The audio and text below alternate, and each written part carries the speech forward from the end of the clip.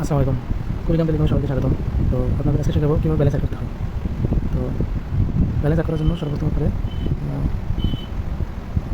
এই যে add balance লেখা আছে, ঠিক আছে, এখানে ওপেন করবেন। অ্যাড ব্যালেন্স ওপেন করবেন। তারপরে যদি ফ্লাক্স লোডের জন্য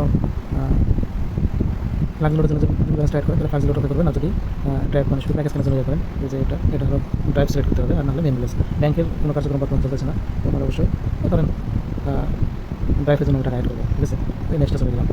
এরপরে দেখেন আপনার এখানে বিকাশ, রকেট, নগদ, এগুলো সবগুলো পার্সোনাল নাম্বার, ঠিক আছে। তো এরপরে নাম্বারের উপরে আপনি উঠে দেবেন, চাপ দিলে কিন্তু কোটি হয়ে যাবে। আপনার বিকাশের মধ্যে চলে যাবেন, বিকাশ, রকেট, নগদ চাই না কেন। সাপোজ আমি নগদে গেলাম, নগদ থেকে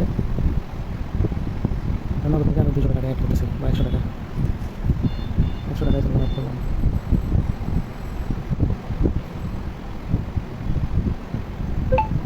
এই যে টাকা কিন্তু এখন এখান থেকে এই জিনিসটা কপি করে নিতে হবে। সবাই লক্ষ্য করবেন, এই ট্রানজ্যাকশনের এটা কপি করে নিতে হবে। এখানে চেক করে থাকবেন, তাহলে কপি হয়ে গেল, ঠিক আছে। এখন আপনার কাজ কি, আপনি আবার আমাদের অ্যাপসে চলে আসবেন। এখানে এসে চেক ভিতরে পেস্ট করে দিয়ে দেবেন, ঠিক আছে। 100 টাকা দিয়েছি, 100 টাকা কী করলাম, তারপরে 3 নম্বর দেখেন অ্যাড হয়ে গেছে, ঠিক আছে, অ্যাড হয়ে গেছে। ও সরি, আমার ড্রাইভ ব্যালেন্স চেক করতে হবে। ড্রাইভে আমার আগে ছিল টাকা ছিল, এখন 475 টাকা হয়েছে। সাপোজ আমি এই যে এখানে হিস্টোরি দেখি, পেমেন্ট হিস্টোরি, এই যে 100 টাকা, 100 টাকা এখন আমি যে অ্যাড করলাম সেটা। তো এখন আপনার ফ্লাক্স লোড অথবা ড্রাইভ প্যাকেজ কিনবেন কীভাবে।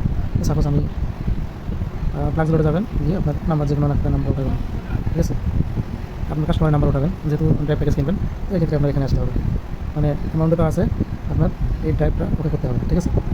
ড্রাইভ করে দেখবেন এখানে মানে যে কোনো নাম্বার এখানে আপনি উঠাবেন, রবি এয়ারটেল, বাংলাদেশ গ্রামীণ উঠালে অটো সিলেক্ট হয়ে যাবে, ঠিক আছে। দেখেন আমি এখন আপনার একটা প্যাকেজ করে দেখি, ঠিক আছে। মনে করেন এই প্যাকেজটা আমি নেবো, পিন দিয়ে দিলাম। এখন আপনার এই 30 চিহ্নটা করতে হবে, এখন ট্রাই ফোল্ড করতে হবে। এই তো চলে গেছে, ঠিক আছে। আপনার হিস্টোরিতে এখন আপনার হিস্টোরি চেক দেবেন। হিস্টোরি তো বুঝতেই পারছেন, এটা হলো আপনার হিস্টোরি। তো এই হিস্টোরিটা বের করবেন। এরপরে আপনি এই যে দেখেন,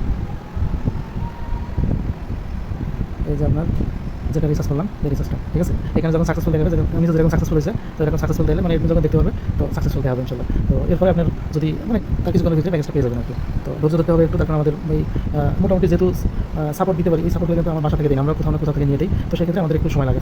তো ঠিক আছে, সবাই ভালো থাকেন, ধন্যবাদ।